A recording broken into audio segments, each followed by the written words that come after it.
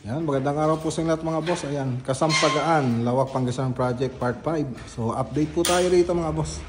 So, nasa may dirty kitchen po tayo. Ayan, no. So, naikabit na pa yung mga ibang kornisa rito. Tingnan natin. Ayan, ganda, oh. Ayan, kornisa natin. Tapos, yung aluminum profile, naikabit na yung iba. Ayan, so, update po tayo rito. Libutin po natin yung ibang pinagawa. Yung ginagawa natin dito. So dito sa may living, dining, tsaka kitchen, ayan o. Okay na. So nakapagkisanmi na po sila rito. Nakapagtakip na po sila. Tapos may kornisa na rin yung mga natin yung mga design. So itong design na to, sila sir po yung nag-suggest na ganyan yung design niya.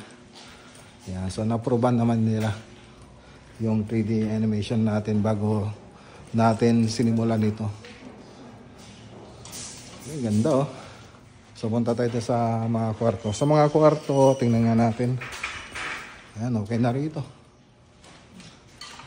Dito sa kabila. Ayan, okay na rin. Dito sa master. Ayan, sa master. Okay na rin. So punta tayo rito. Sa may terrace. Tapos sa may garage. Sa lawang ng garage oh.